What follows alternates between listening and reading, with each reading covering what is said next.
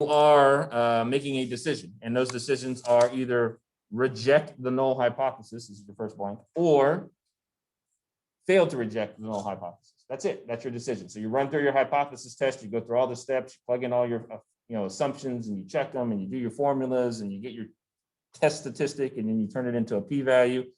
And then you look at the p-value and you go, okay, this number is smaller than my alpha, therefore I'm going to reject my null hypothesis, or this number is larger than my alpha, so therefore I fail to reject my null hypothesis. So every time you do a hypothesis test, you make one of these two decisions. Okay, based on everything that we've learned and stuff from last unit. When you do make this decision, there is a possibility that you're wrong. There just is. We don't know this necessarily until the end or after it's over with, but there is that possibility that along the way you made an error, either in your sampling or in your calculations or something that caused what you thought was the correct answer to not be the correct answer. So what we're going to talk about today is what types of errors do we need to watch out for? There's two types. And then later on, as we're going through this, how do we decide which one is more important to avoid? And if so, how do we minimize it by using percentages and probability to kind of figure out the likelihood of each error happening? Again, as we go through this, the tricky part's going to be to remember, you wouldn't know that you made a mistake until it's too late. All right. So if I could tell Connor ahead of time, hey, watch out for this mistake, then he wouldn't do it. He would fix it and he wouldn't make the mistake. This is we did everything we could correctly, but the mistake still happened. Okay. So you got to kind of keep that mindset of, despite all of our best work, we still made an actual wrong decision on one of these two earlier. So again, you can either reject or fail to reject it. These are the two decisions. Each one of those decisions has a possible wrong error consequence to it. So there's an error if you do this one, and there's an error if you do this one. So we're going to be looking at two types of errors, a type 1 and a type 2. All right, so let's look at type 1 error. Type 1 error is when you reject the null hypothesis, but it's really true.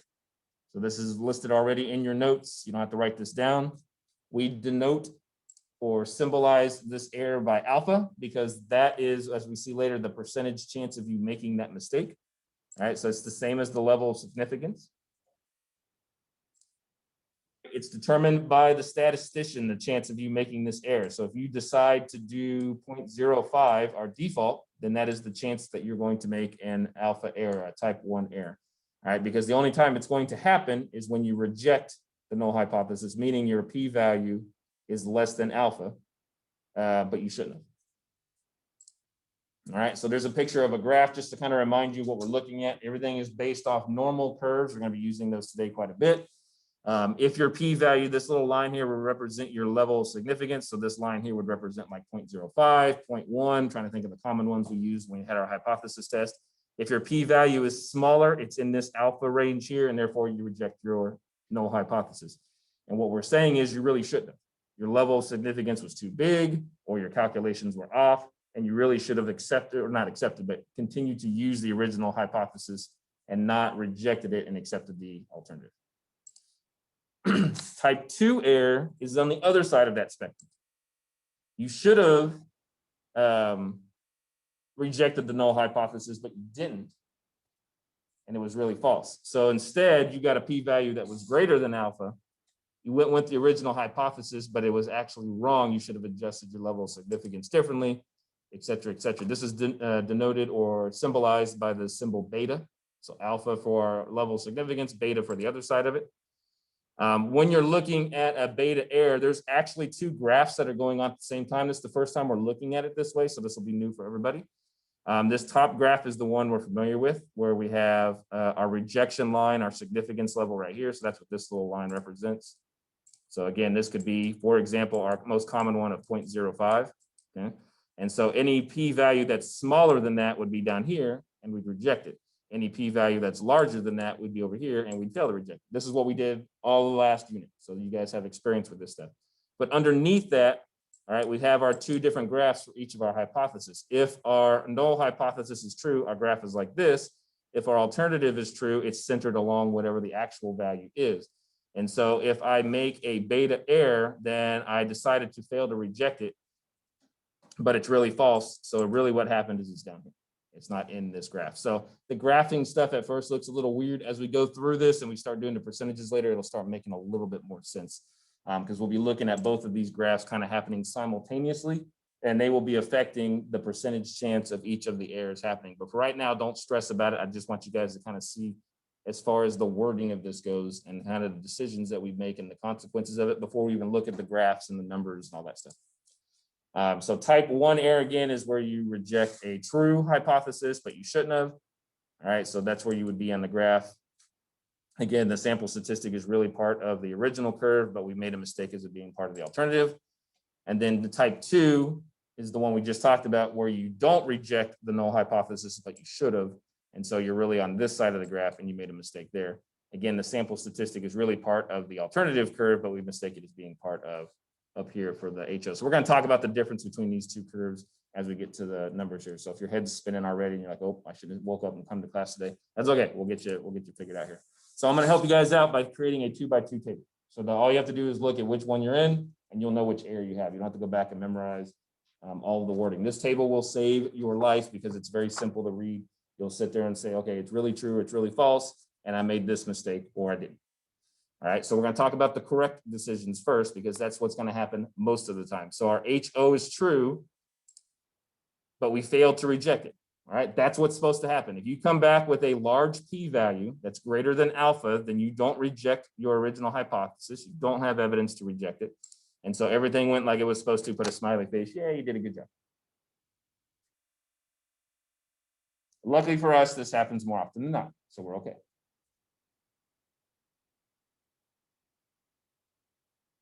All right, the other correct decision is on the top right. You have a false hypothesis. You come back with a very small p-value, smaller than alpha, and therefore you reject it. There was sufficient evidence to suggest that the alternative is true. So again, yay, you did your job. So those are not errors, those are the correct decisions. And that's what we want to do. We want to be in one of those two boxes all the time.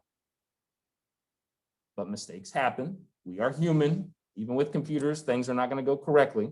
And sometimes we're going to have a true hypothesis and we're going to reject it based on false information. All right, so suppose that it's actually true, but instead, for whatever reason, I rejected it and I accepted the alternative. This is the type 1 error. A mistake was made. Again, remembering, and we wouldn't know about all this until after the fact, because if we could avoid it, then we would. So we're living in the after the decision is made fantasy land and not before I can make the decision. All right, the other one that is a mistake is where it's really a bad hypothesis, the original one, and I don't identify the evidence I need to reject it, and therefore I don't. So therefore, I have a mistake called type 2, which is the beta one. So once you have this little 2x2 table, then all these little examples and words we're about to do, you can go back and look and be like, oh, I'm in this one, and it'll make a lot more sense for you. This is a lifesaver. You used to have to memorize this. Now you guys got it sitting right there on your notes. Now, when we start doing a review later on in April for the AP exam, we'll probably start making you guys memorize it. But right now, sit right there. Use it, love it, get to know it. All right, everybody got it? Anybody need an extra minute?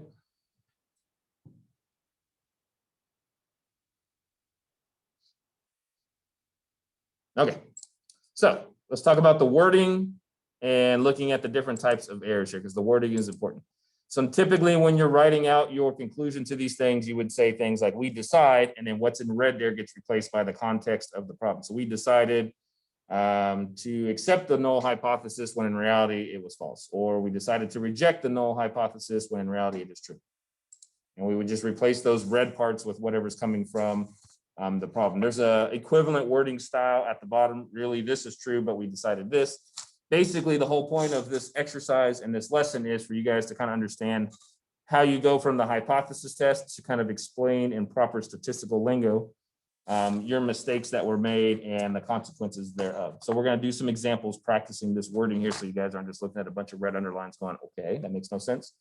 So we're going to do some examples from things I think most of us can understand, and then kind of talk about how the errors have a correct answer, but as far as which one is the worst error, that is up to you. All right, so consequences are not the definitions of the error. So you're going to have two sentences. You're going to have what the error is, and then what the consequence of living with that error is. Okay, so we're going to have two sentences we write. The consequences are what happens as a result of making the wrong decision. All right, so we're going to get to do some, cause and effect work here and decide kind of what we think is the worst case scenario from our bad decision.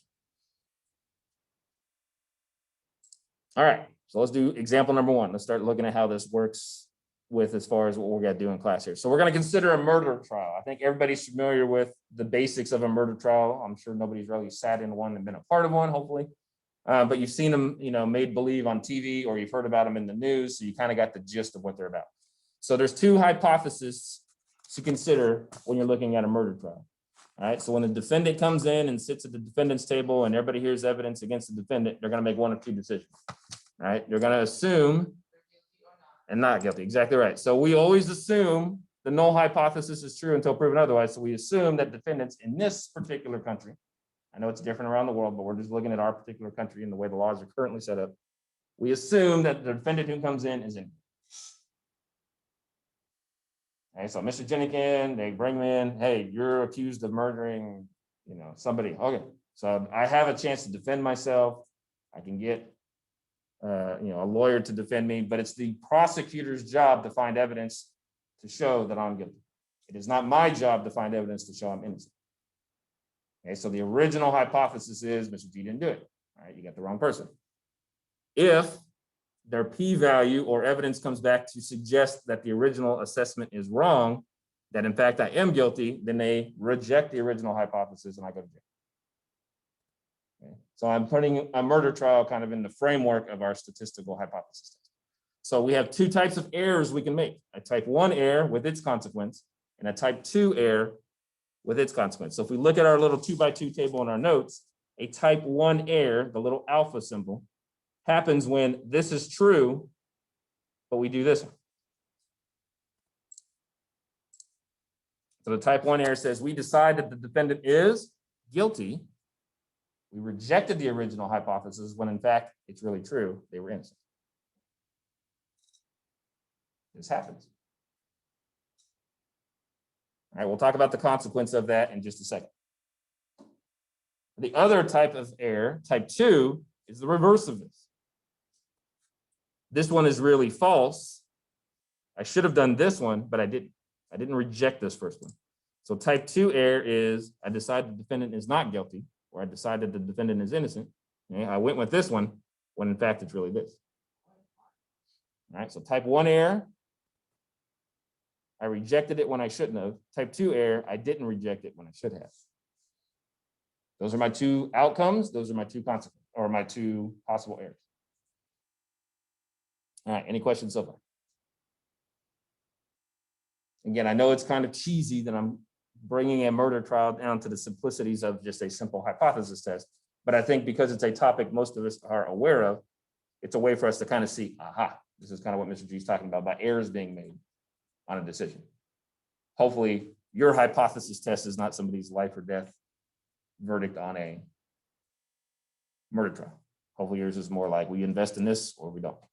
Okay, so what is the consequence of this type 1 error? If we decide that the defendant is guilty when they are really innocent, the consequence of that is we now have sent an innocent person to jail. This has happened.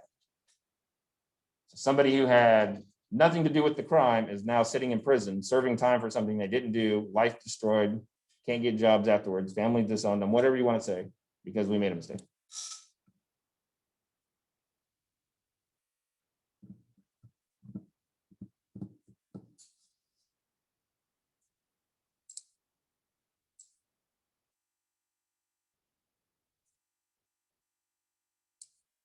All right, the consequence of the other error is just the opposite of this.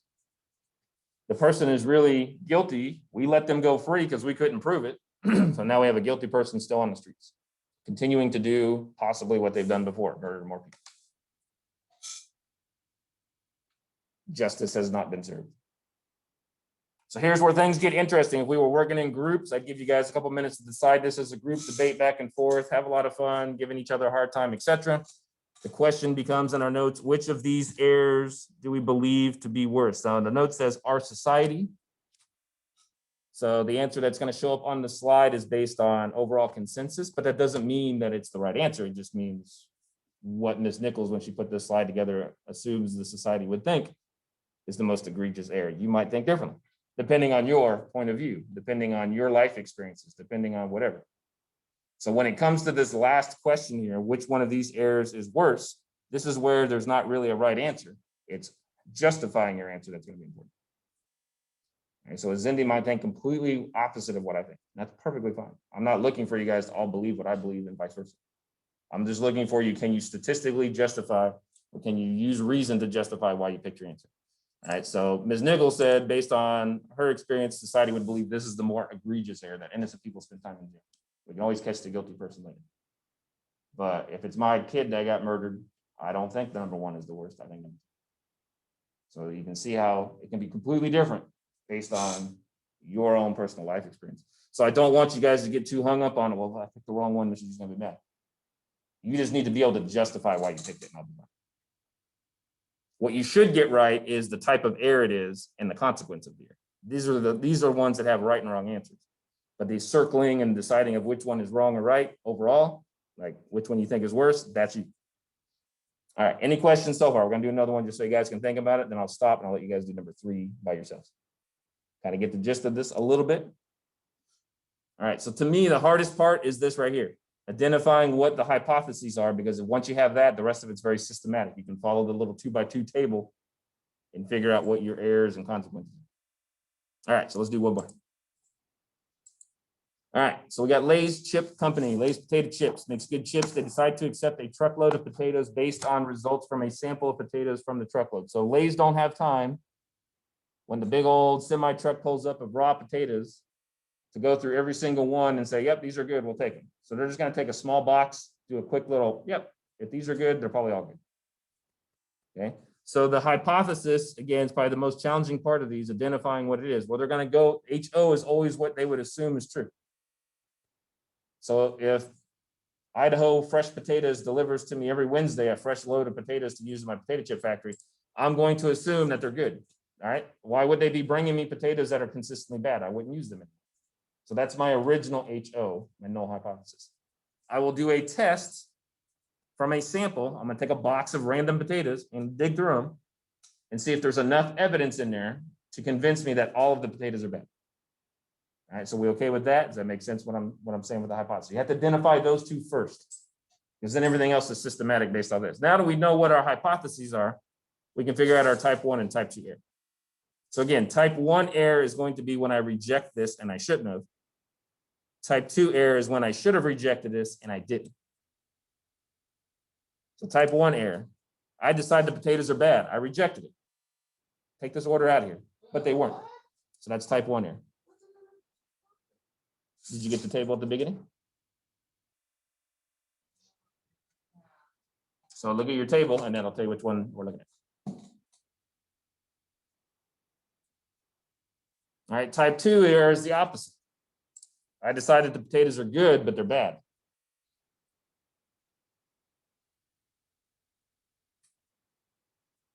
So obviously there's consequences to each of these. I didn't ask it on this particular question, but the consequences are being, you know, I make good chips or bad chips to sell if I'm Lay's potato chips, or as the supplier, my consequences are I make my delivery and make money, or a bunch of good potatoes get rejected and I lose my potato crop. So from the supplier's point of view, if I'm the potato delivery driver from Idaho, which one of these is more serious? Yeah, I'm the supplier. I'm the guy bringing the fresh potatoes and I want Lay's to accept my order. Type 1, very good. Because my potatoes are really what? Good. And what happened? Lay's said, take them out of here. They made the mistake. So that, for me, would be the worst outcome as the potato delivery guy that's trying to make a living. From the chip company, though, it's the other one, right? I accept bad potatoes because I thought they were good. So as Lay's now, I've accepted these bad potato chips or bad potatoes, and I'm gonna go make bad potato chips. And guess who they're gonna blame? Well, not the Idaho supplier guy that brought them. They're gonna say, well, Lay's, you cooked them. You put them in the bags, you sold them at Walmart or wherever. So they're gonna look at me. So this is real life application stuff of depending on which person I am, there's one error that I can live with and there's one error I can't. So if I'm Lay's, I can live with the type 1 error. It's okay if on occasion I send back good potatoes. That's better than accepting any bad ones. If I'm the supplier, it's the other way around. Not that I want to sell bad potatoes to people, but at least I'm making my money. Right? I'd rather that be the mistake than the other way. So that's what I'm talking about. Again, there's not a specific answer for the which one's worse until you look at the viewpoint of whoever is in the scenario. All right, so that's two of them to kind of look at. I'm gonna let you guys try number 3 here. In just a second, we're gonna talk about the graphs just a little bit more and how alpha and beta kind of relate, and then we'll do example 3. All right, so again, sometimes the seriousness depends on the person's point of view. So, Claire and I can go back and forth for hours and disagree on which one's more serious because we both have different sides of the argument we're looking at. And neither of us are necessarily right or wrong, just our opinion. All right, so some facts to think about between alpha and beta errors before we start doing all the statistical stuff here shortly. So alpha and beta have what we call an inverse relationship. So every time you make an error, again, you've potentially made a mistake every time you make a decision. So your first 2 blanks on the next page, alpha and beta, are inversely related. So does anybody remember what inversely means? Back in our algebra days? It means as one increases, what happens to the other one? It decreases. Okay, so just make sure everybody understands what inverse relationships are. They go in opposite directions, basically. So if I increase my alpha, which I can do as a statistician, I can set the level of significance, 0.05, 0.1, 0.7, whatever. As I increase my alpha, what's going to happen to my beta? It's going to decrease. Here you go. Fancy graphics time. Yay. See, we need a Laura to come in and program something fun. There you go. There's my fancy graphics. So as alpha gets bigger, what happens to beta at the bottom? It's getting smaller. And vice versa. All right. What we're going to find out today is I cannot control beta errors. They just happen. So if I want to reduce their likeliness, then I have to increase alpha at the risk of I make that mistake more often. So the key thing is here, these are inversely related, very important. All right, so as alpha decreases, beta increases. Again, as alpha increases, beta decreases. So there's my fancy graphic, so you guys can see it. It's moving, it's having fun, man. All right, more statistics. The seriousness of the error types is determined by specific situations. All right, depending upon the situation. So the notes here and the slides don't match up perfectly, so you guys can copy my part here for this part. So the seriousness is determined by specific situations and sometimes depends on the point of view. So sometimes just making an error only involves, losing 50 bucks. At the grand scheme of things, that's not too bad. Sometimes making the error, somebody loses their life because it's life-threatening. That's a serious one. Depends on who I am. If I'm a doctor, all right, me making an error one way could mean somebody dies. Me making an error another way might just mean, a malpractice suit. At least the person's still alive. I might make either error, but which one am I going to go with? And you guys might start to see why people make certain decisions because it's a risk. I'm looking at risk management. Risk is going to happen. So which one are we going to live with? All right. So for the graphs over here, this is kind of what I sketched to help me out. All right. You can do it your own kind of way, but this region over here is the fail to reject region. This is where we would say everything is good, hunky dory, fine, don't change anything. And then if our p-value ends up over here in this little highlighted region, then we would reject it. Underneath it is the alternative hypothesis that's always slightly askew, either side, up or down. I just picked the greater than side. And so if I make this error, then I should have been down in this graph. If I make this error, then I should have been up in this graph. Again, we're going to talk about the percentages and how these kind of interact with each other a little bit more after a few more examples. But this is kind of that picture that you just saw on the screen. I just chose average of the null hypothesis and average of the alternative. You could also have as P, the percentage of each of those as well.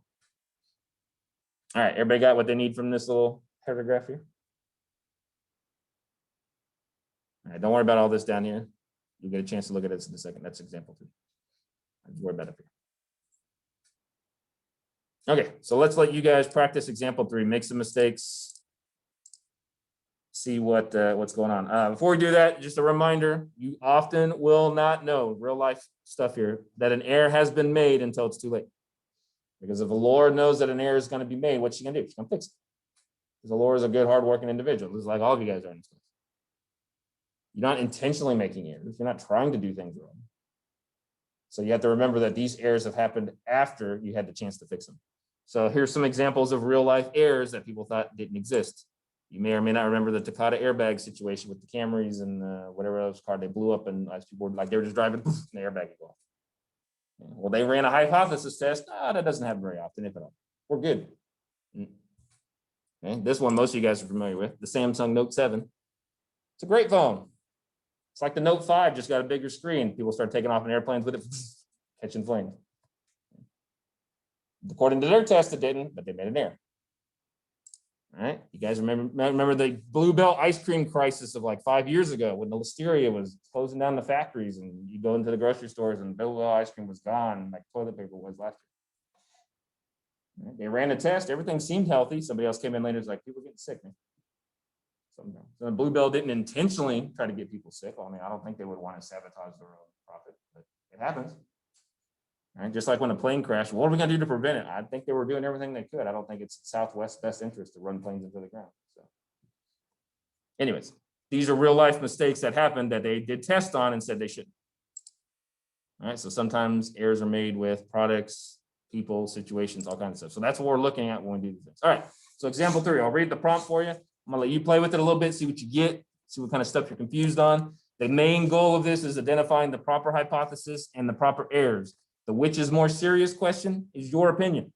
Just back it up with whatever you say. All right, water samples are taken from water used for cooling as it is being discharged from a power plant to a river. It has been determined that as long as the mean temperature of the discharged water is at most 150 degrees Fahrenheit, there will be no negative effects on the river's ecosystem. To investigate whether the plant is in compliance with regulations that prohibit a mean discharge above 150 degrees Fahrenheit, they ran 50 random water samples at selected times, and the temperature of each sample is recorded. So what are my 2 possible hypotheses to consider on this one? Then once you've got that figured out, what are the 2 errors I can make if I guess those wrong? And then in your own personal opinion, based on the limited knowledge or lots of knowledge, I don't know, some of you guys might be really environmentally conscious. But based on your personal experience and knowledge, which one do you think is more serious? Type 1 error or type 2 error? And then I'm going to argue for both of them to drive you crazy because I think both of them can be just as equal.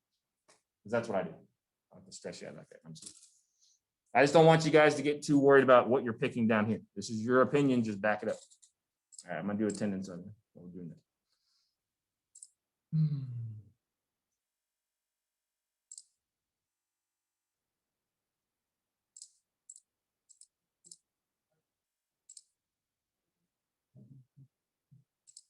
Typically, you would not assume that people would do it, but I mean, it does happen.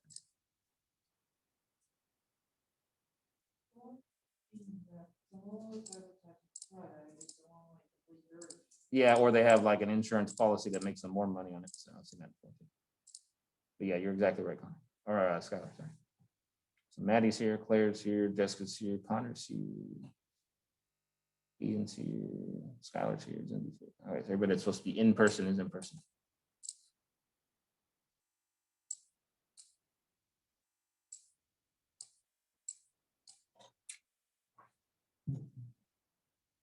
And in my personal experience with these, the hypothesis, your original setup is always the trickiest. You got to make sure you got your HO and your HA correct. Otherwise, everything else based off of that is incorrect.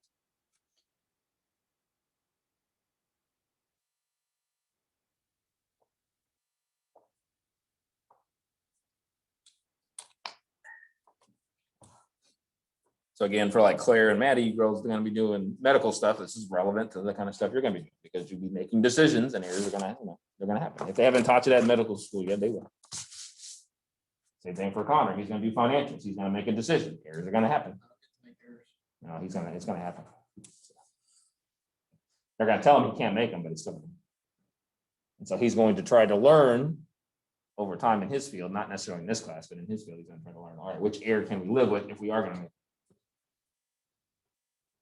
And whatever else you guys are going to do. Like this is in sports. Right? If we draft this guy versus this guy, what's the worst that can happen? This guy likes to spend a little too much time partying on the weekend, but his talent is really phenomenal. Right? Well, we risk him not being able to play because it's whatever. Whereas this guy has a more stable home life environment, but he's not as good as this guy. So what's the risk there? That the other guy comes and beats us 6 times a year because he ends up cleaning his act up. So what do I do? I don't know. All right, so if you're getting stuck on the hypothesis, I'm going to put these on the screen so you can at least see those. So you should have your null hypothesis. It's always equal to something, remember? Based on our previous experience with these last unit, HO is always equal to something. So in this case, the average has to be equal to 150. So at most, that's it. The alternative is that we have a problem, Will Roger.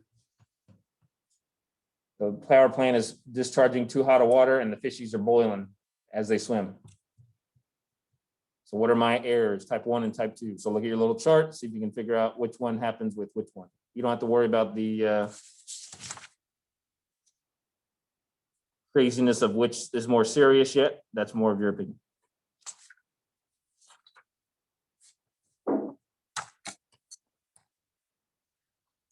Emails galore.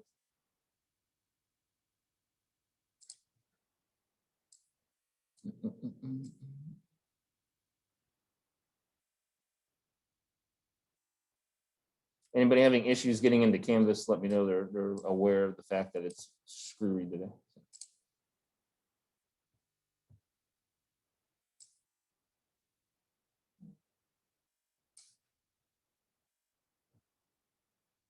All right, so let's look at the type 1 and type 2 errors. Remember, your type 1 error is when you reject the null hypothesis, but you shouldn't have. So this one right here, you threw it out and you said this was true, but it was still this was true. So that's type 1 error. Decide the temperature is above 150 when it's not. Type 2 is the opposite. You decided the temperature isn't above 150 when it is. All right, we doing okay with our type 1 versus type 2? Sort of, kind of, sort of. It takes a little practice. It's not going to happen for you the first time. Erasing and all that good stuff is perfectly fine. You had yours written as opposite. That's okay. Just draw a little arrow and switch them. No, like it's opposite. Oh, yeah. Yes. Right. Yes. No, I got you, Scholar. You are correct. Yes. The mistake is almost opposite of each other. Yes. Now, here's the $64,000 question. Which one is more serious? I could argue both. So the slide's going to tell you from the environmental side of it, because I think that's the one that Ms. Nichols thought was going to be the worst, but it doesn't mean that's the correct answer. Well, type 1 is like clutch. So most people would agree that type 2 error would be more serious because it would endanger the river's ecosystem, but then I can. But type 1 is more like, clutch. True, but I could also refer you back to that week in February when people didn't have electricity, and if you make the job of the power plant too hard to provide you electricity and you freeze to death, is it you or the fishies? Good question. I don't know what the answer is. So from your point of view, which one's more serious? If I run the power plant, type 1 errors more serious for me because they're coming in there and they're slamming me with regulations. They're causing my activity to be more expensive. They're making my job difficult. I'm stressing out. I'm doing my job. Leave me alone, man. I don't want to kill the fishies anymore than anybody else says. So for me, type 1 error is serious if I'm the plant manager. But type 2 for everybody else is pretty serious. We don't want the fishies boiling when they're swimming. They're cute little fishies. So again, what you put down here, your opinion. Just justify it based on experience or some sentence from the thing. All right, let's let you do one more. A doctor is considering a new medication to help fight infections. However, the medication has the possibility of being highly toxic to the patient. You're going to test the medication to determine its toxicity. What are your hypotheses? What are the type 1 and 2 errors, and which one is more serious? Dun, dun, dun. All right, see if you can figure out the hypothesis first, and I'll put them up there.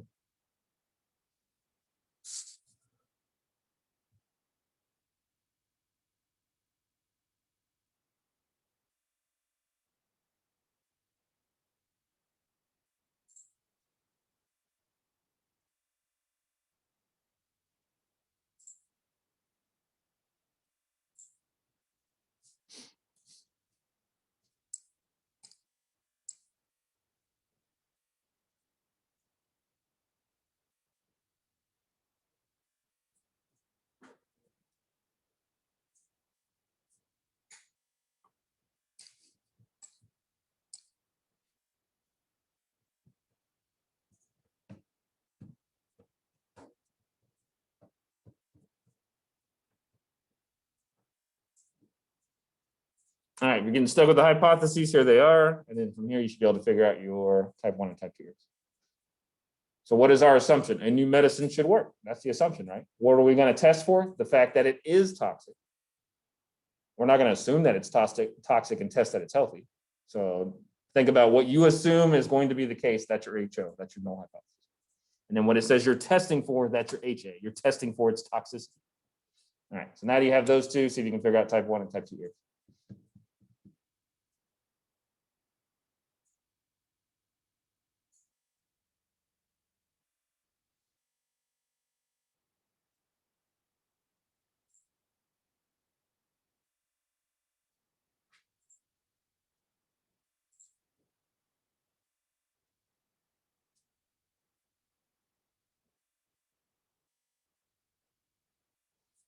All right, so remember, type 1 is when you reject this one, but you shouldn't have.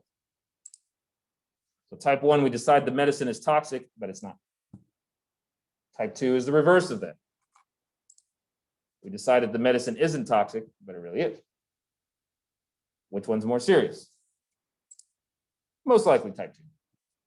We say that it's not toxic and we start handing it to a bunch of people. That's probably going to be the more serious one. However, I got a kid, this medicine's groundbreaking, it's shown promising results, but the FDA is saying, one person got sick from it. We're not going to release it to anybody. So now my little girl or son or whoever could use this medicine to get healthy. Can't use it because FDA says it's too toxic. These are real life scenarios. Yeah. So again, it's your opinion. Most people would say type 2, but if you said type 1, you're not wrong. Just justify it. All right, so we doing okay with these? Questions for me? Confusions? Anything we're not sure about? Now's your chance to ask because we're going to dive into the statistics of this and start looking at numbers, and it might be a little weird here as we go through the percentages. But before we do, I wanted to pause and see if we're okay with finding our hypothesis and determining which is type 1 and type 2. And it'll take practice. Like you're not going to be perfect at it the first time. If you're looking at the homework packet that's next to you, okay, the very front page only is just this stuff. There's no, like what I'm about to show you coming up next is not on the front page. So these would be some more examples, 1, 2, 3, and 4 that you could just run through and check with the answer key or ask me for help and see how you're doing with these later on. Okay, just this part that we talked about. Okay, let's move onward and see why do we care about this in statistics? Because this sounds like a nice philosophy class discussion, Mr. G, but how's this, I know somewhere a math is going to be involved, and you are correct. All right, so if we're looking at this example, we're going to use this one I'm sorry, this is example 5. I'm getting ahead of myself. One more example to look at, I apologize. So suppose a blood test is used, hold that thought, but I'll say something, to determine a serious illness. I was going to go through this one with you guys. So we have 2 hypotheses on this one. You have HIV or you don't. We've actually done FRQs on this before. You remember way back in December, we had that FRQ where you had one person got HIV positive. What'd you do? You took a second test. And if it came back positive, what they do, they gave you a third test that was like super expensive, but they only gave it if you had 2 positives or 1 positive. So we know that a drug like, or a disease like this is difficult to diagnose. You can replace this with COVID now. If you don't feel comfortable looking at HIV, COVID's kind of the same way, right? They have the quick test, then they got the long test. So what are going to be my errors and consequences? Well, for the first one, again, I've rejected the null when I shouldn't have. I don't actually have HIV, but the test says I do. So that would be a type 1 error.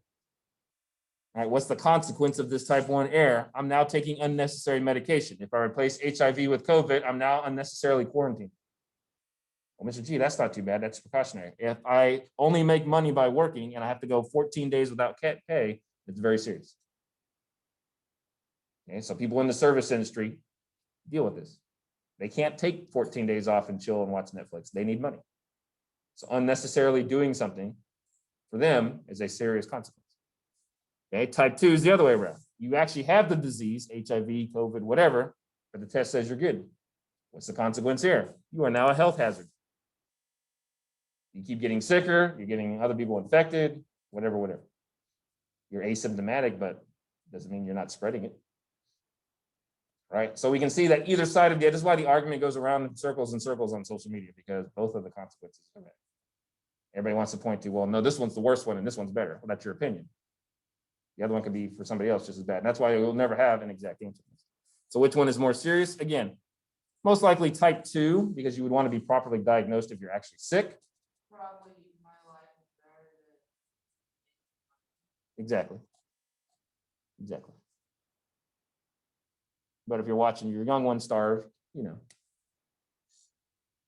being a parent, I see life a lot differently than you guys because you're not one. And that's okay. That's not saying it's a bad thing. It's just I have dependence on them. So it's not so much about my health as it is their health now.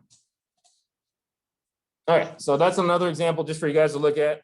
Now we can actually get to the math part that I was talking about. Why do or how do statisticians decide what alpha level to use? So you might remember way back when we first started unit number 6 and we started doing these hypothesis tests. And I said, you know, Claire, if you want to, we can always just move alpha. And she's like, okay, sure, whatever, Mr. G. They just tell me 0.05. So why would we want to move alpha? What is the benefit of making it a bigger number or a smaller number?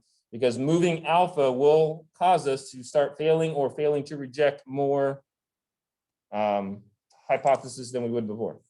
So after you make an assessment of all the consequences of both type 1 and type 2 errors, you want to identify the largest alpha that is tolerable for your particular problem and use that alpha as your level of significance. So we default, like most of the time in this class, to 0.05. That's just a statistical rule of thumb that kind of says most of the time our errors are tolerable at 5% for alpha, whatever it may be. We can accept that. But that may not be the case for your particular problem on whatever you're doing. Maybe that's too big. Maybe that's not big enough. All right. So this is where the word power comes into play. So you may have seen on my 2x2 grid, if you guys were looking at it, maybe not this class, I was looking at last class. We talk about the power of a test. How strong is it? Okay, so this is its ability to predict or identify false hypothesis. All right. So the power of the test is its ability through probability to reject a null hypothesis when the alternative is true. So power is a good thing. I want a very powerful test. The more powerful it is, the more accurate it is. That's what I'm looking for. All right. So we're going to say high power is good. Das gut. My limited German. I'm still trying to learn.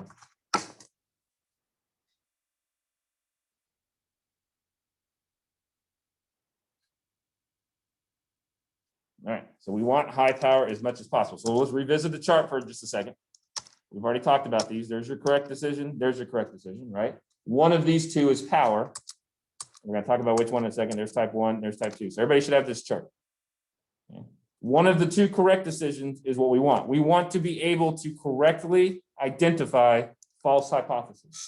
So the top right square is where power is.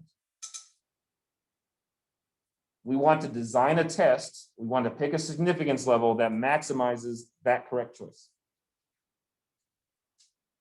So yeah, flip it back over to the front and just put the little word power next to the top right box. If you're designing a good hypothesis test, the better the power, the more accurately it's going to do that top right square. And that's what the whole reason behind it is. You want to identify false hypotheses. Because otherwise we just continue on with what we're doing if we can't identify. Okay, everybody got it? Let's do some examples now with actual numbers. All right, so example 6 and 7 go together, but we have to set up example 6 first in order to identify the type of error and the consequences for it.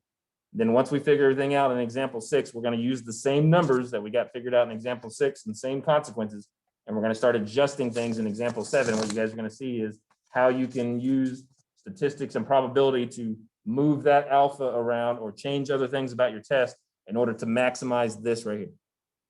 Okay, so certain things are adjustable, certain things are not. So we're going to go through this step by step.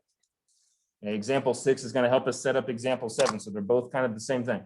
So, and this is kind of timely if you think about it, just replace flu with COVID.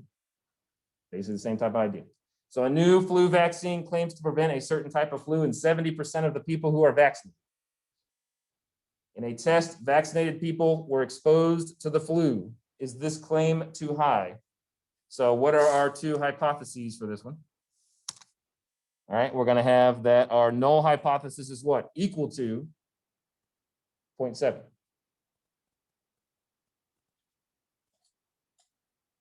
If we're trying to prevent people from getting the flu, we're going to be concerned if our number is too low. So our alternative is going to be less than 0.7. So we have our null hypothesis is equal to the percentage is at 0.7. We're doing percentages this time, not average. Our alternative hypothesis is the percentage of people who got the flu is, or prevented from getting the flu, I'm sorry, is less than 0.7. All right, so this test, this vaccination is supposed to make it to where 70% of the people don't get sick. If it's less than 70%, I'm in trouble. My flu vaccine is worthless. My COVID vaccine doesn't work. All right, so here's our our 4, I can count, I promise. Our 4 different outcomes. We have to decide if it's the correct decision or if it's a type 1 or 2 error. So we decide that the true proportion of vaccinated people who do not get the flu is not less than 70, when in fact it really is. So we decide this is true when it should have been this. So that's a type 2 error.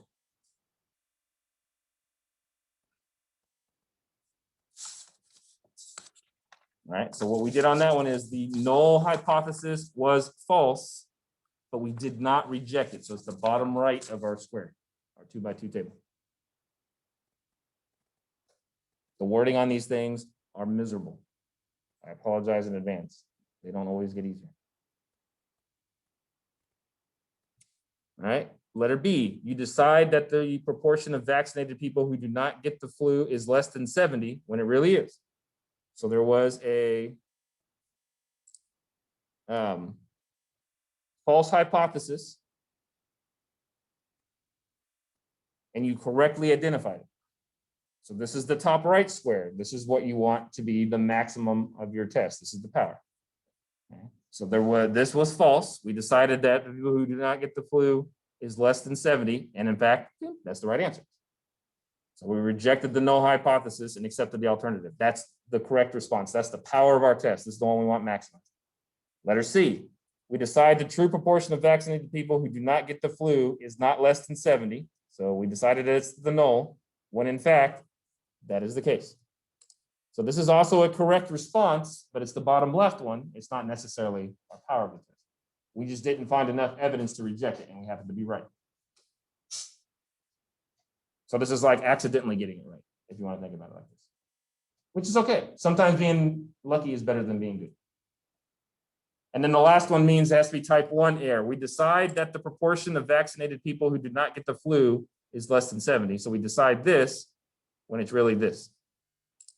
Oops, went too fast. So that's type 1. That's the top left box. That's the one where you rejected it, but you shouldn't. All right, so to keep this handy for example 6, and we're going to use this information to help us set up example 7. So what we want to maximize is this right here.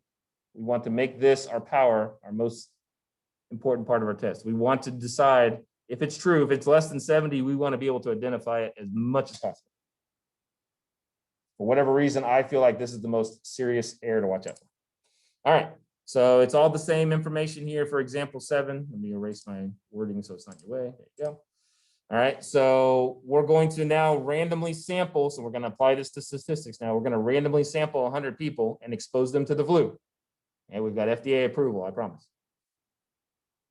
Is our claim too high? So we're going to run through our hypotheses again. There they are. We're going to use what? Alpha equal to 0.05. That's just what we decided on. Okay, we're going to change this later and play with it, but right now we're going to default to this. So we're going to do a little bit of review here. We need to find our average and our standard deviation for our percentages. Does anybody remember how to do these from those? I can write the formulas up here if you need to. All right, so the average of your percentage for p hat is equal to the average of your original percentage. So both of them are going to be 0.7. Remember, I told you guys, average from populations do what? Equal averages of samples. For the standard deviation of your sample, it's equal to the p hat times 1 minus p hat. Writing on this thing is terrible. I wish I was in the classroom with the regular 1 minus p hat. There it is. Over, I believe it's square root of n. Yes. No, I'm sorry. This thing. All right, so n goes here, and then the whole thing's under the square root. There you go. So that's how you change your population standard deviation into your sample standard deviation here. So I'll close that up. So you'll see your two answers there, bada boom and bada boom. So that's where my 0.0458 comes from. I didn't just magically make that up. So Alora is testing it right now to make sure I do everything. Can I go over example C again? Oh yeah, from the previous one. So we decide the true proportion of vaccinated people who do not get the flu is not less than 70. So we decide that the true proportion of vaccinated people who do not get the flu. So what we decide on letter C is that this is true. And it is true. In real life, it is. So what happens is for letter C, it's a correct solution. It's the bottom left of the triangle, or not the triangle, the 2x2 table. Let me switch my camera real quick. So what letter C is saying is you did this. You decided it is true when in fact it really is. So you decided it was true. You failed to reject it, and in fact it really is. So you were correct. Sydney. Does that kind of make sense? Looking at it from here. So this is your decision. So if you guys want to add that to the side of the table, that might help out. It's a good point. This is the decision you make. And this is the outcome that, if it's true or not. And so for letter C, it says, I decided that the original was true. I failed to reject it for letter C, and that was the case. So I was correct. I got lucky. Whereas on letter B, I decided it was false, and it was. That's the power of my test. I was identifying a false hypothesis very strongly, and that's what I want. That's where the power comes from. Does that help, Sydney, or did I just confuse further? It's a good question. So, okay, perfect. If it makes sense, then awesome. If it doesn't, keep asking, because you're not the only one that has that question. Probably, but 90% of the Zoom people are sitting there staring at my screen, deciding if they're still going to keep following along because they're lost already. That's okay. This is difficult. All right. So, Laura, did you get the same number that I got when you typed in that one? All right, good. So Laura confirmed that Mr. G still knows how to do statistics. So this is where this number comes using this formula. This is at the very beginning of your notes on unit 6. If you want to go back and look at those formulas, they're still there. Okay. We need these because what kind of distributions are we looking at when we're doing these types of analysis? We're looking at normal curves. So whenever I do a normal distribution, I need both an average and a standard deviation in order to conduct my probability. So this is why I found this. The average of the sample, doesn't matter how many people I sample, 110, 56, whatever, it was always going to match. These will always be the same. That's rule number 1 we learned at the very beginning of unit 6, a long time ago. And then the sample standard deviation changes depending on how big my sample size is, because I'm going to get different spreads of data. If I ask more people, the standard deviation is going to get smaller. And if I ask less people, the standard deviation is going to get bigger. So this formula right here, if you forgot it, write it down in your current notes. So you don't have to go back and look for it for the this is the one for the percentages. The one for the averages is very similar. It's just the standard deviation divided by the square root. All right, so now we got all of our information here. Let's look over here. What is the probability of committing a type 1 error? So at the very beginning of the notes, I told you guys type 1 error is alpha. So what is our alpha on this one? 5%. So whatever your significance level is, whatever your alpha is, that's the chance you have of making a type 1 error. And a type 1 error is rejecting a true hypothesis. So if you're worried about a type 1 error causing you major financial stress, life or death, or killing all the fishes in the ocean, then reduce it. And we're going to talk about in a second, the consequence of that is then your other error increases because they're what? Inversely related. All right, we did a little diagram earlier. All right, so probability of committing a type 1 error. This is the easiest question you'll get on the quiz. They're equal. Whatever your alpha is, boop, there's your answer. Let's talk about that. So for what values of the sample proportion would you reject the null hypothesis? So we're going to do a little bit of reverse statistical engineering to figure out at what value, okay, what sample size, what percentage from my sample would I reject my null hypothesis at alpha at this. Okay, so I'm going to have a significance level here of 0.05. I want to know at what p hat do I start rejecting them. So I can plug it into my calculator using inverse norm. All right, so I'll show you guys how to do this. This is where I'm going to do some split screen action. So I'll move this here, move this here, here, here. All right, so I go to my calculator. Get everything all fired up. I want to go to second vars, and I'm going to go to inverse norm, okay? Because I have what? I have a percentage that I'm trying to calculate. What percentage? I'm trying to calculate the 5% that's going to cause me to reject my null hypothesis. So this is where on the test previously, if you got confused about the difference between your alpha and your confidence interval, is why it was important to get this. All right, at what average are we working at on this? 0.7. At what standard deviation are we working at on this? 0.0458. Everybody with me so far? Now, which direction are we going to go? Left, center, or right? Well, I want to test the percentage chance of everything at 0.05 or less than that. So I'm going to go towards the left, right? Because this is a less than. I want the bottom 5%. Anything in there, I'm rejecting. That's what I'm testing for. So we're going to keep it at the left. We paste it. I don't know why the thing rounds to 3 decimals. We've always done 4, so I got 0.6247 on my original analysis. The slide says 0.625, whatever. Don't ask me why the other teachers rounded to 3 all of a sudden. So. All right, question so far. So all I did here is come up with which percentage before I even run my test that Laura and I are going to reject the flu vaccine. So if we take our 100 people into a room and I sneeze on them and I lock it tight and I leave them in there for 3 days, Zindy's like, you wouldn't do that. No, but you guys understand, we're just doing a test. If the vaccine is this ineffective or less, I'm rejecting it. It's supposed to be at what percentage? 70%. That's what our original claim is. So starting at 62.46%, we have a problem. Anything bigger than that is close enough to 70, we're good. We can chalk it up to the sample was just weird one way or another. It's just random chance. But anything less than that, our original assumption should not work. Okay, so this is the percentage in my threshold. Anything less than this in my sample. So now I don't have to go do hypothesis tests anymore. I can just randomly throw 100 people into the room, count how many of them got the flu, do a quick little division problem. And if the number is less than this, we reject it. The whole hypothesis test is not needed. Done. All right, so what if we get a p-hat of 0.625 or what we got 0.6247? We're going to reject whatever our null hypothesis is. So something, if the 100 people come out less than this, that's it. Our original assumption is bad. All right, so that's all we've done for the first part. So we figured out what our average and standard deviation are. We figured out that alpha is equal to 0.05. We've done inverse norm to figure out the rejection rate. So we reject the HO and decide that the P is less than 0.7. That's what we were supposed to do. Okay, so the decision was made. Suppose that we got a sample of 0.6. And where did this number come from? We just made it up. We selected something less than 0.7. All right, we selected something less than that. What is the probability of committing a type 2 error? This is what Skylar's good question is. Well, if we have a 5% chance of this one, the type 2 error would be what? The other way, right? Because it's on the other side of the spectrum. So type 1 error is going this direction. We're looking at type 2 error here. So we have 2 different graphs going on because this one is our original hypothesis, but we've rejected it. What did we get as our sample? 0.6. So what happens to the graph? It shifts over a little bit to the left side. So we need to figure out the percentage of this area right here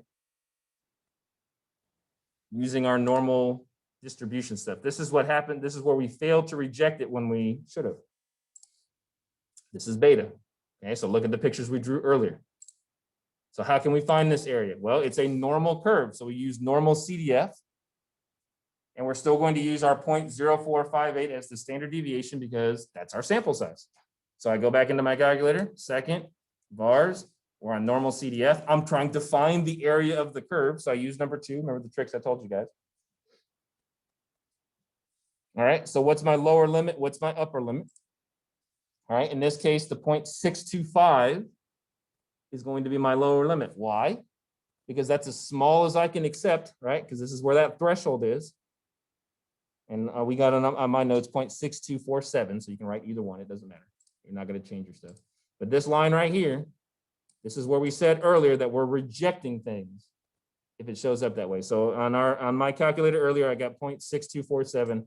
They wrote 0.625 here. So if I make a beta error, that's the smallest number I'm going to make because anything over here is no longer a beta error. It's now an alpha error. It's type 1.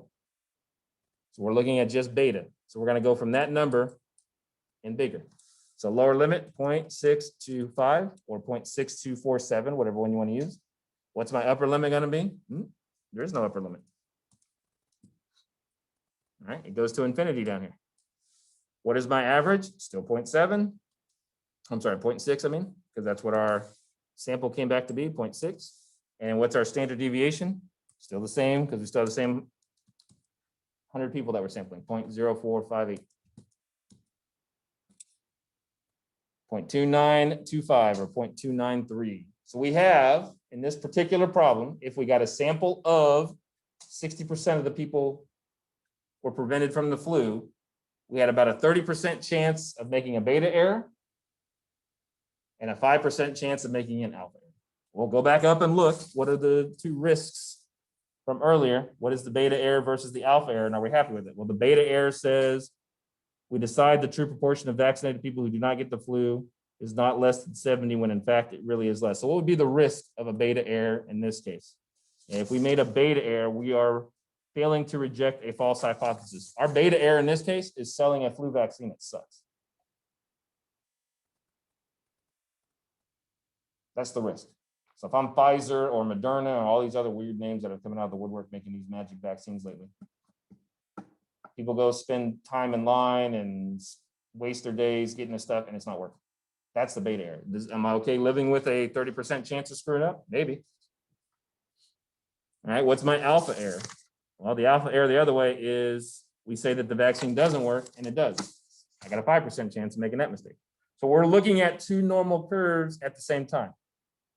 All right, one from our sample and one from our assumptions from earlier. All right, question? You feel overwhelmed yet? If you do, then you're in the right spot.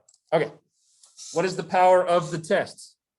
So we have alpha error. We know how to figure that out. That's easy. It's always what your alpha is. Beta is the other side of the graph from wherever your threshold is.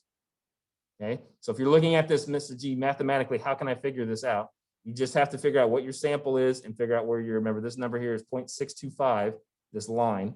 This is where we said we start rejecting or failing to reject our HO. Okay, we figured that out earlier.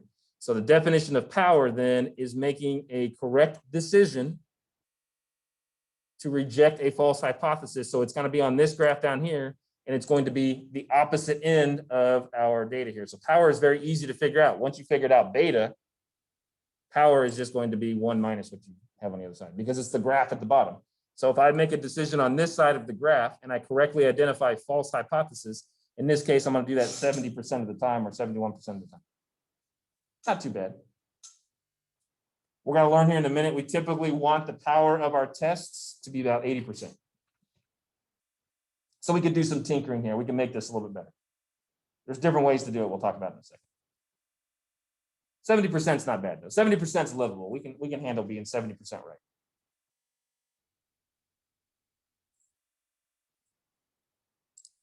All right, so again, remember, power is the probability that the test correctly identifies false hypothesis. That's the whole point of what we're trying to build here. This is what we want to design good, strong hypothesis tests that make sure we don't make stupid mistakes. All right, we're gonna play with these numbers. We're gonna do a few more of these. So hopefully by doing 2 or 3 more, you guys can kind of see the pattern and you'll get a system going and you won't be as confused, I hope.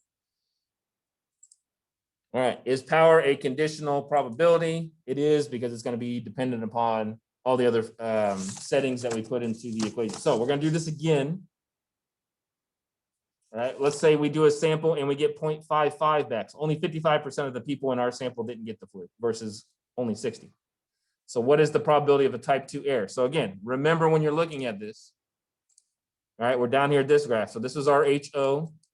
This is our first alternative, that it was less than 0.7. This is our second alternative, also less than 0.7. Okay, both of these are the same, except on one sample we got 0.6 and on another sample we got 0.55. So this line, again, this represents the mark at where my p-value will be rejected, and that's 0.625 according to our hypothesis test from earlier. So any number I get less than this, I'm rejecting the HO, I'm rejecting 0.7. Any number I get more than this, I'm not doing it. So 0.55 is definitely less than 0.625. So now I'm down here on this graph. I rejected this one because I got an alpha value, or I got a p-value less than 0.625. So now that I know this is here, we need to calculate this. That's our beta error for this one. All right, so this becomes our new average because this is our new sample. What's our standard deviation going to be? It's still going to be the same number we had before, 0.0458, because that doesn't change. We're still interviewing the same 100 people. This now becomes our new, this number here still stays our lower limit. And then what's our upper limit going to be when we're calculating beta? Always going to be infinity. Does that kind of make sense? All right, so let's go through this step by step so you guys can see it. So I'm going to do normal CDF. Again, because I'm trying to find out a percentage. So second var is number 2. What's my lower limit? It's still 625. This is the number. Again, I'm going to stress this because this is very important. This is the number at the very beginning of this whole mess here that we determine anything less than this, we reject. So go back to my notes if you're getting confused. Yeah, I wrote it as 0.6247, but it's the same thing. We're just rounding. Any p hat that's smaller than this, we reject. The HO. That's why I'm using this number over and over again. Does that kind of make sense? We already did that analysis earlier when we did the inverse norm. We wanted to figure out at 5%, when do I start rejecting stuff? So that's always going to be my lower limit. Because if it's anything less than that, then we're not going to be doing a beta error. We're not going to be doing what kind of error? Alpha. So beta, remember, is always on the other side.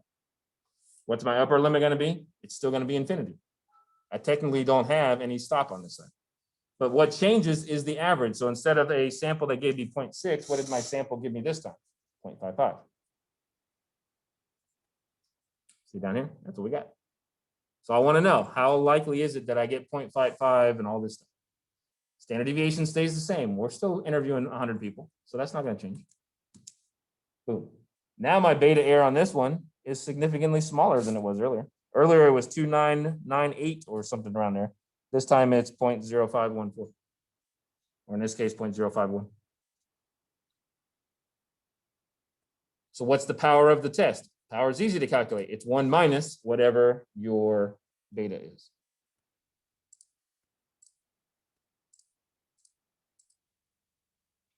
So with a sample of 0.55, 55% of my sample didn't get the flu, meaning 45% did. I had a very good test here. I had a power of 94.9. My test was very good at identifying a false hypothesis. Yay. So you should be seeing something here. We're going to go the opposite direction here in a second. You should see a pattern. All right. Anybody got need to write any of these down before we look at the next? So we went from 0.6 to 0.55. So we did what between what we thought it was going to be and what we got? We got further apart, right? 0.7 is what we thought, and now we're all the way down to 0.55. So the distance between what we expected and what we got has increased.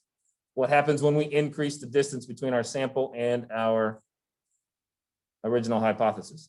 The power of our test does what? Increases. It's easier and better for it to detect what? What we want, those false hypotheses. All right. So it's telling you right here, what happened to the power of the test when the difference between our two original and what we got increased, the power increased. All right, let's look again. Now we got a sample that's 0.65. Okay, well, 0.65 is where? On this side of the line, finally. So I figure out the probability of committing a type 2 error here. It still exists. It's not likely it's going to happen, but it still exists. I mean, it's not, yeah. So normal CDF, again, still 0.625. Why? Because that's still my alpha line. This is still my line of rejection. It's still infinity because we don't have any limit over here on this one. What was my sample this time? 0.65. Now beta is 0.707. So the likelihood of me making a beta error here is high. So what does that do to the power of my test? Makes it significantly less.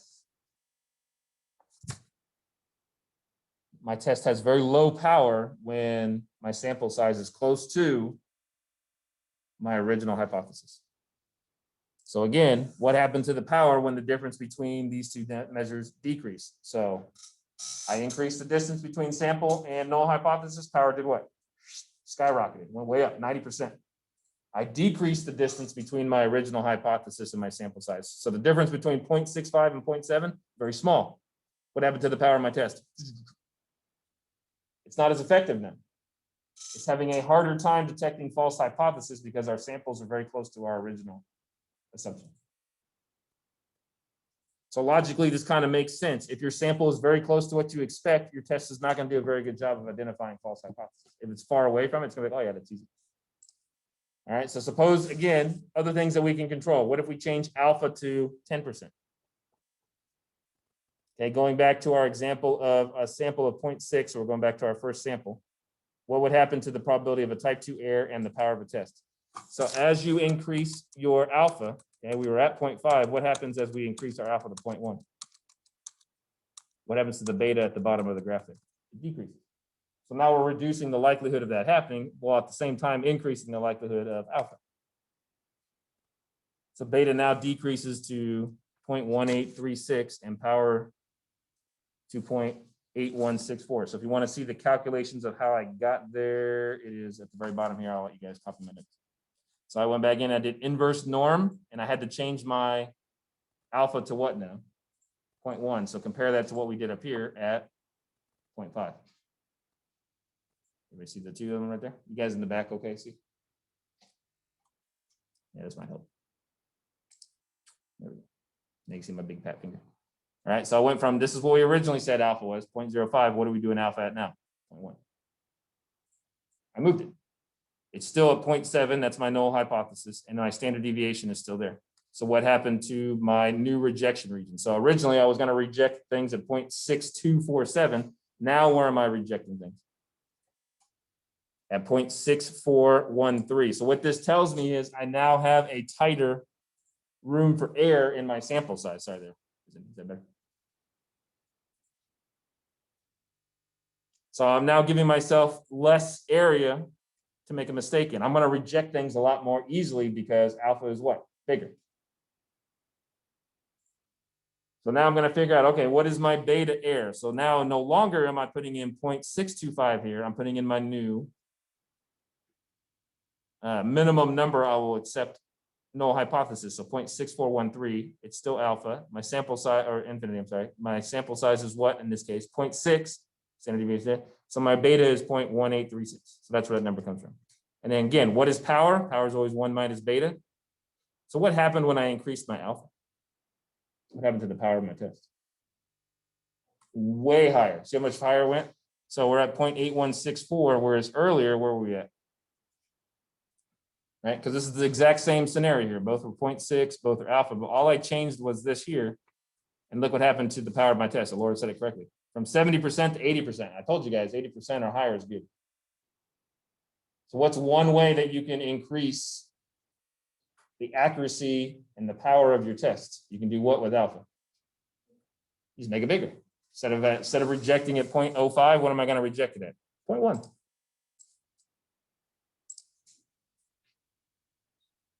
But what kind of error then increases though as I increase from 0.05 to 0.1?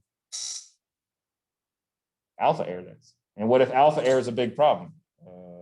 Oops. What is alpha error for our test? Let's go back and look. Alpha error is the type 1. So alpha error says you decide that the proportion of vaccinated people who did not get the flu is less than 70, but it really is. So if we go back, alpha error is HO is true, but I rejected it. So if I increase my alpha potential error, then I might be throwing out a good vaccine. Life decisions. What do we do? The vaccine works or it doesn't work. Where do I make the mistake? Am I okay with giving up a good vaccine so that nobody's lied to? Or am I okay maybe lying to some people so that it helps a couple people? All right, we're going to start summarizing this stuff up here as we get toward the end. I know you guys' brains are doing this and you're like, whatever, Mr. G, I was done about 30 minutes ago. So what happens to alpha, beta, and power when the sample size is increased? That makes our graph significantly more narrow. As we increase the sample size, what happens to standard deviation? It goes from to, so our graph gets a lot more narrow, which means all of a sudden the percentage of these errors decreases. So we got lots of space for errors. Now we got little space for errors. So what's the number one way to help reduce error whenever you're making a decision about a population? Talk to more people. Instead of talking to 100, talk to 1,000. Instead of talking to 1,000, talk to 10,000. Instead of talking to 10,000, you get the idea. All right.